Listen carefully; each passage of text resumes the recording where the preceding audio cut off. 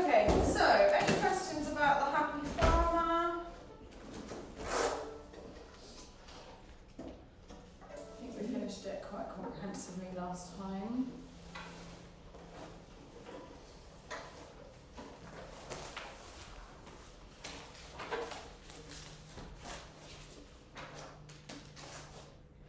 Okay, lucky last. How exciting. Sorry, I forgot to, I voted the wrong page and I haven't got a copy of Gavotte and I left my book at home today. Would I be able to copy a Gavotte so I can write the thing? Has someone got a plain Gavotte? It's just I can write my notes on. Yeah. Alright, do you want to focus? Yeah, please, if you don't mind. Is it in the reception, the opposite area? Yeah, this is there. Okay.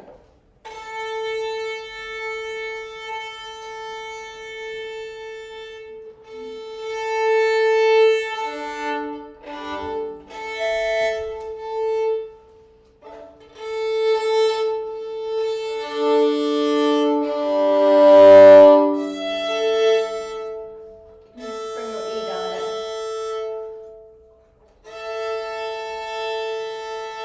Yep, good. Thank you. Okay.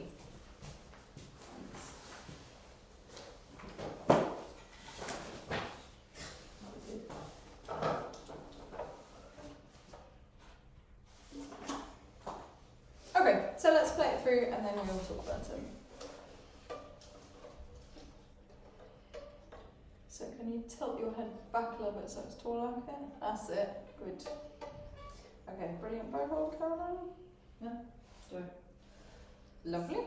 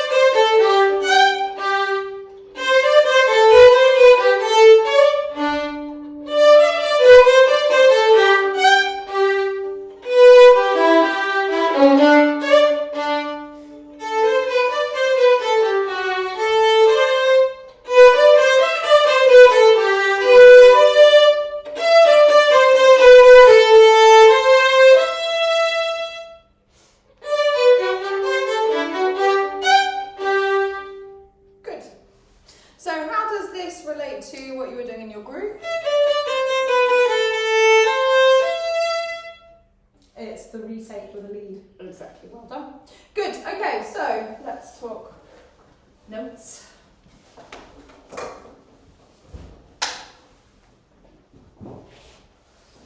this is the graduation piece for book 1, which means you want your students to be well into book 2 before they attempt to make that recording.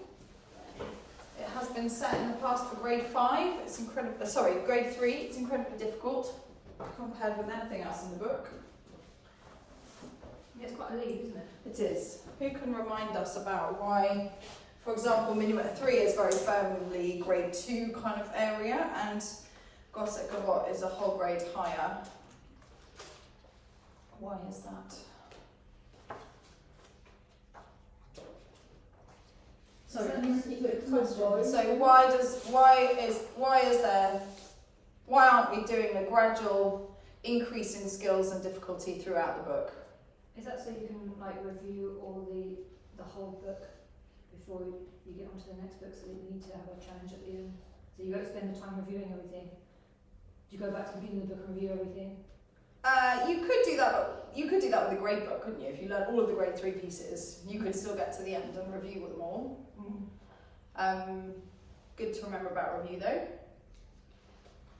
So Dr. Suzuki was one of the first people who worked out that if you learnt like in an uneven curl upwards, then you are going to have a more pleasurable time, because some of the time you're really struggling and you feel a massive sense of achievement when you get that piece, and then some of the time you're like, oh, this is easy. So if you have a combination of like some pieces are going to take you a few weeks to learn, some pieces you're going to do in a week, some pieces are going to take you a couple of months to really get your fingers around, that not only does the incline overall go higher, but it's much more pleasant to know, okay, I'm in a struggly bit and then I'm in a kind of relaxed bit, and I can take a break before the next struggly bit, rather than to always just be finding everything harder than you ever have found anything else before. So that's not really a teaching point for this piece, but a little bit of context. Okay, so the tick boxes, tone and intonation, you're always going to have, depending on whether you actually write them out for your students or not. Obviously you just want to think about them all the time. Same with posture. If they've got great posture and you never need to remind them about it, then you don't need to write it down, but if you haven't, then you may want to write it there. Bow strokes. There are quite a lot of different bow strokes in this, aren't there?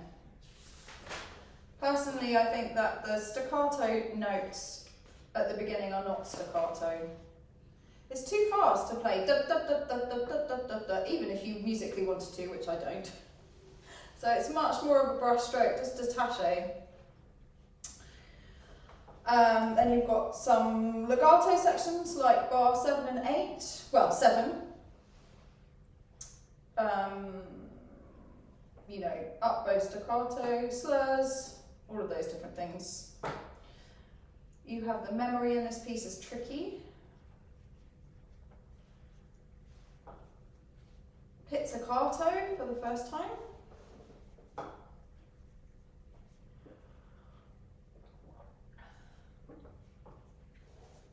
And the 8 famous notes, which are bar 20.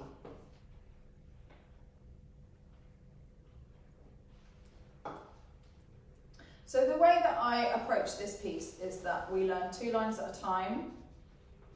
We have started the 8 famous notes preview when? Minuet 1. Yeah, during the minuets, well done. So we're doing that very, very gradually, getting faster and faster over all of those months of learning Minuet 1, Minuet 2, Minuet 3, Happy Farmer, and this piece. But the rest of it, I teach 2 lines at a time. They'll always have a repetition box in one of those lines. And then some of them can put it all together to finish off book 1 when they've got the 4 credits. So I'll give a credit for each pair of lines. But some of them will go into book 2 and have a break from it. You know, you're going to have at least half a term on this piece, and that's quick. So lots of people will feel, right, let's go on into book 2 and then come back and put it all together for a whole credit when it's in review. And then whether you then have another break from it and come back from it to it for graduation, or whether you do that as one exercise, is up to you. Is everybody clear on the graduation thing? Yeah, can you review it for us. The graduation, twinkle graduation you're talking about? No, No, book one graduation. Book one graduation. Yeah, so basically, for book one graduation, the child needs to perform all the pieces for book one to an audience.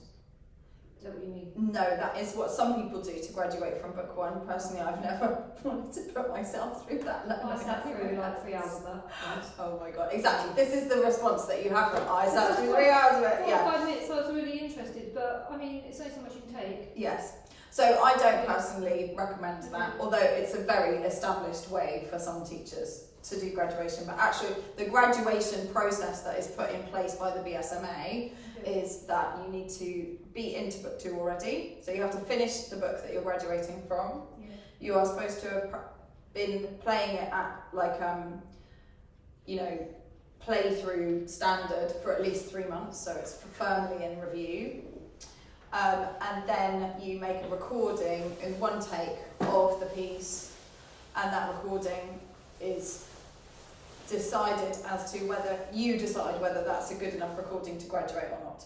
So if you think, like the first time they make a recording, yeah, brilliant, you played it all in tune, it had lovely bowing, you had great dynamics, off we go, fantastic, then you keep that first time. That's very, very unusual. For my students, they expect to spend about half a term making a recording most weeks, listening back to it in between, working on one specific thing to improve, and then trying again the next week. And so over the course of a few weeks, we will get a recording we're happy with, and then that gets sent to what's called an auditor. It's a no-fail system, so if you think that they pass, they pass. But when you send it off, it gets sent to a senior teacher, and the teacher will write a report that gets sent to the student with their certificate, for example, saying, you had wonderful intonation, do you think you can make your tone as brilliant as your intonation? You know, keep practicing the 8 famous notes to make them even faster and better in tune, whatever, something like that. Is it this piece that they're... This is the graduation piece for book one, yeah. Lots of teachers run twinkle graduations where they just have a concert when the kids join in on all the twinkles, which is much easier to sit through because it's about 7 minutes, not 45. We've never really done that here. I'm kind of open to it, but it's just never happened. I think it's a lovely idea. Then there is a graduation concert. There's one in London, there's one in the Midlands, and there's one in Scotland. I think there might be one in Bristol as well. Is that separate to the thing where they send the recordings off and get chosen to play at the Royal Albert Hall? Is that like a Yeah, that's separate. Separate event? That's just a solo concert. Well, the Royal Albert Hall is... Are you thinking about the Royal Festival Hall? There was a South Bank thing a few years ago where you could apply to do a solo in the Purcell room. Yeah. And then there was a big groups concert in the Royal Festival Hall, I think. Queen Elizabeth Hall, maybe? Yeah. Queen Elizabeth. But graduation is, as long as you've made your recording and your teacher says you've graduated, then you're allowed to play in that concert. And you play this piece and Allegro and Twinkles, I think. And then for higher level graduations, they play all of the preceding books. So when they're in book 2, they'll play Gossec and Minuet in G, which is the book 2 piece. And then when they're in book 7, they play 7 pieces. So you always keep these pieces in review, even when you're on like book 5 or whatever. At least for one day a year. Okay. The repetition boxes are bar 7 and 8 for the high 3 on C sharp and the grace note.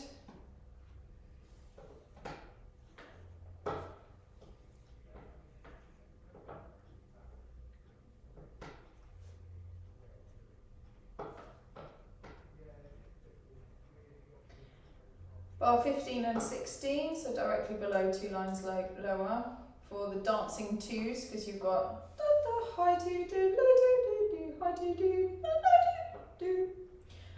Excuse me. Obviously, your 8 famous notes. We're going to talk about how to teach them separately. The whole of the line, starting bar 21, is a box, mostly for the sort of combination of bowing, getting the fingers doing the right thing, the semiquavers at the end. It's not very hard, it just needs isolating because it's just a little bit harder than the rest of those 2 lines apart from the 8 famous notes. And then bar 25, the first 3 beats, and I would teach all of these boxes in the last 2 lines with stopped bows at first. So down, up, up, up, up, down. They find it tricky to know where to finish the slur. They haven't done very many slurs, remember, we've only been slurring since minuet 2. They've never done semi-quaver slurs before. So I do that, and then bar 30, same D, D, D, D, D, D. That's even more tricky because it's got the string crossing over to the C.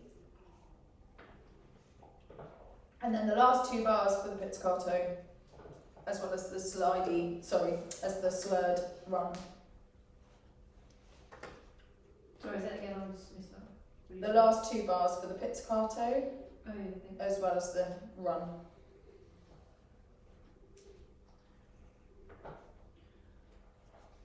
So, what for most of my students, how it runs is that they're on the first 2 lines and they're doing that box in 7 and 8. And then when they get their credit for the first 2 lines, they start doing the next 2 lines and they stop doing that box. So they've only got 1 or 2 boxes at a time. Plus the 8 famous notes. I would not have a student who was doing 1, 2, 3, 4, 5, 6, 7 boxes in this piece every practice. And then if there are bits that they haven't got quite up to speed on, you keep them in practice. And then if you have a lot of different, someone else can get that on break still. If you have a lot of bits that are not quite right, you might want to do, you know, the first half boxes one day and the second half boxes the next day. Does that make sense? What do you mean? So you're splitting up the boxes? So in their practice, so for example, I think 3 is probably the maximum number of boxes you can get a child at this stage to do each practice. Mm-hmm. So if you had 4 boxes that they needed to do when they're trying for the whole credit, for example, you might say, okay, just alternate the boxes in the first half and the boxes in the second half. So Okay. Monday do the first half boxes, Tuesday do the second half boxes, Wednesday do the first half boxes, Thursday, etc. Okay. Yeah. Otherwise you're going to overload them. And then the 8 famous notes they're always doing, but they have been for months, so they should just be bashing through it by now. Any questions about that? If not, we'll talk about the last box and the 8 famous notes.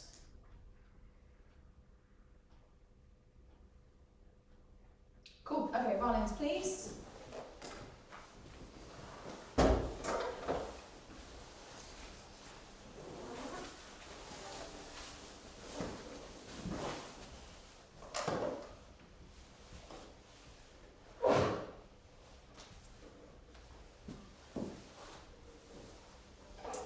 Okay, so thinking about the last box, this one.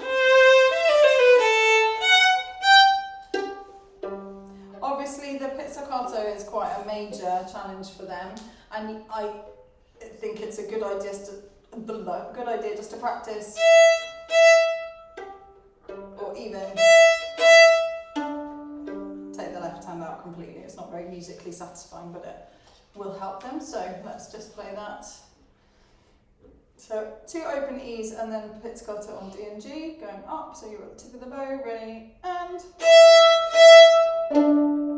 Exactly. For lots of your students, you will have to teach them very carefully how to get the first finger out and the elbow up a bit. See, I say to my kids, this is the only time I'm going to get you to stick your elbow in the air, because you need, the pizzicato kind of comes from the elbow, but if you've got a normal hand position, you're going to hit the violin. So you want to make sure that you've got that sort of, like almost like you're hugging a ball in your arm shape, and it's not pluck, pluck, but it's actually like you get your finger in the right place and then the whole arm moves away. Yeah? Let's just practice the pizzicato.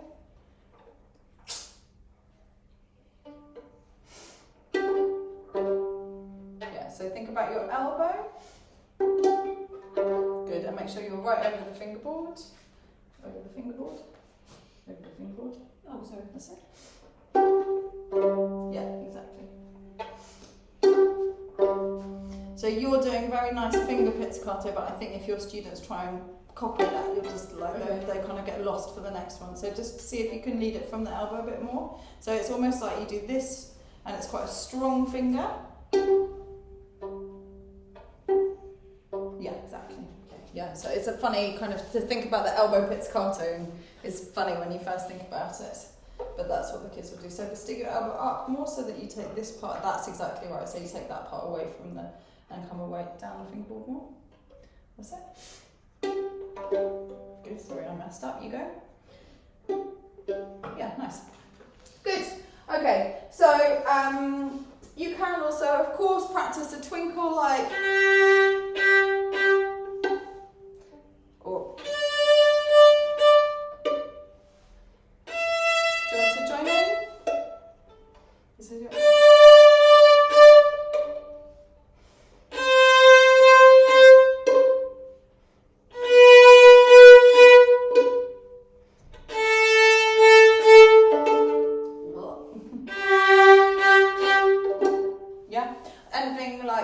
something that will get them practicing.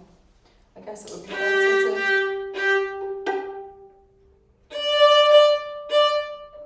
I can't quite work out what would be the best. They don't tend to do that, they tend to just practice the box, but if you need something that's more broken down. Yeah? Good. Okay, so the 8 famous notes.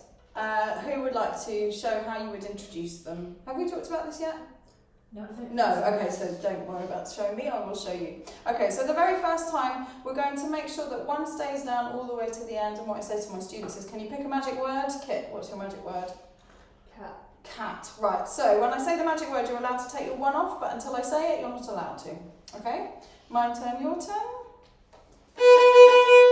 Ready, play. Good, going to 3. Ready, play.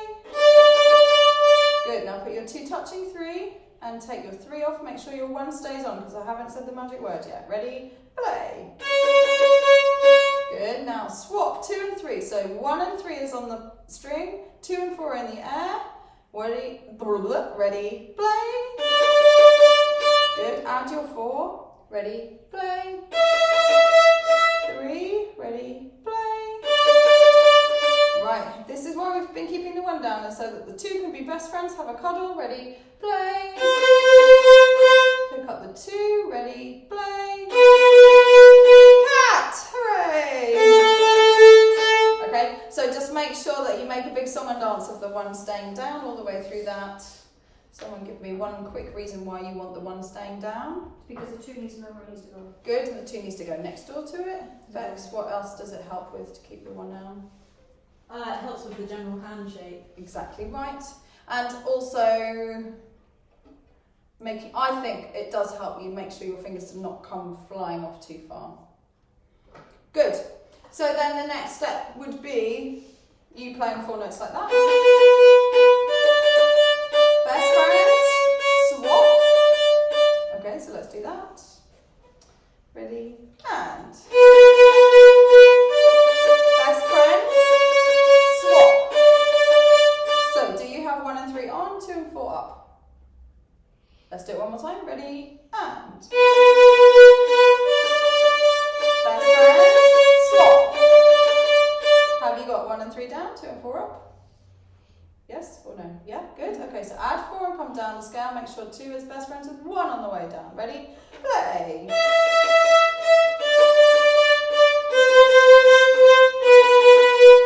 Good.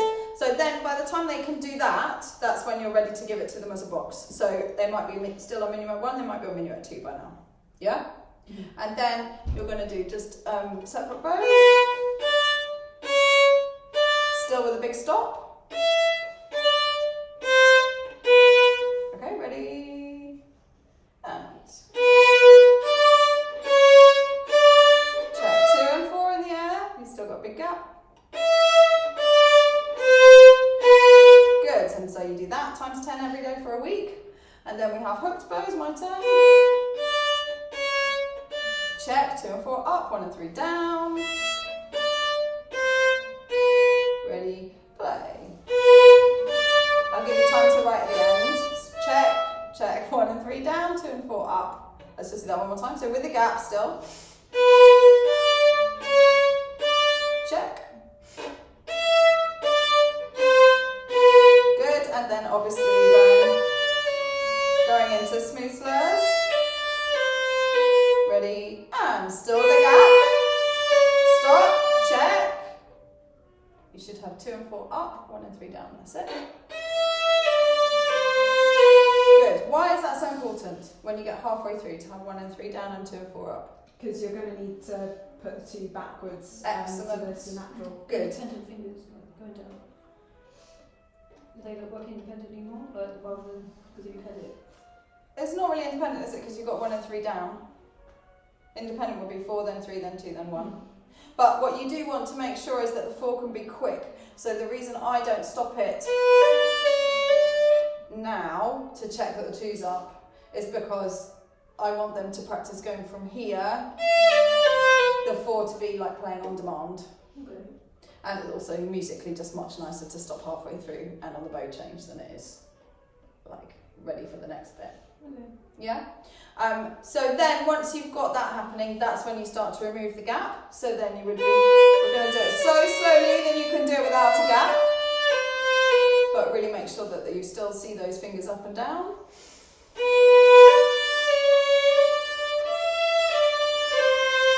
Good, and then so probably they're in minuet 3 or happy farmer by this point.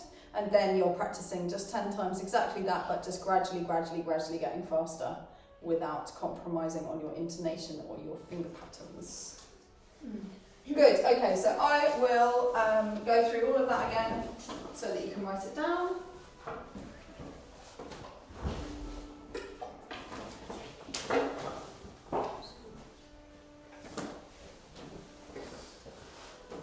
Okay, so I recommend you put this on a separate piece of paper for teaching the 8 famous notes in preview.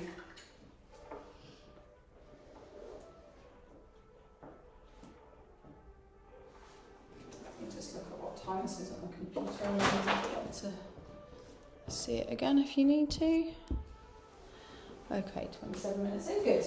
Okay, so if you just write at the top of your paper, this is from 27 minutes in the video, then you can review it on the video if you need to. Oh, what time? 27 minutes in. Okay, so first of all you're going to do busy, busy, stop, stop. I play, you play each of the first 4 notes and then just tell them what to play for the second 4 notes because it's easy. Or you can keep going, I play, you play, it doesn't really matter. But busy, busy, stop, stop. Loads of space between each note. Do the magic word thing where you don't pick up the 1 until you say the magic word. And I recommend that you use videos, get the parent to video you playing. Ready, play. And then they can join in with themselves at home.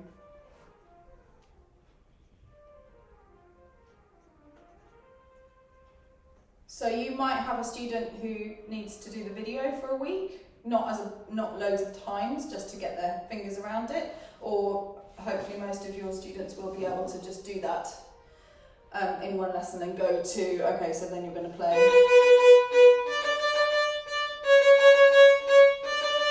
Stop, check 2 and 4 are up, then go down the scale with a low 2.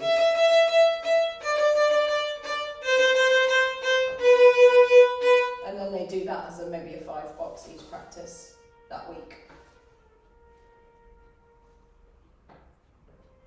So keep the gap, the next week's practice is single notes, as long as they're fine on it, right? If they're not fine on it, you keep them on it. And if they're not fine on it from having done it for a whole week, 5 times each practice, they're probably not doing it 5 times each practice. So do dig a bit to find out what's going on.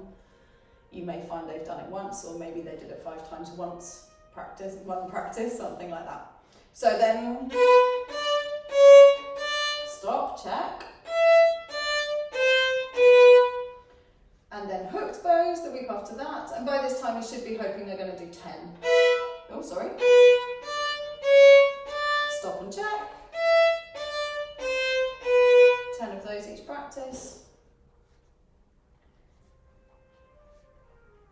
And then the next week, so this is a month of practice on this already. This is why we're starting so long ago in the pieces, right? Stop and check. So you started, you said minuet 2? Minuet 1. Minuet 1.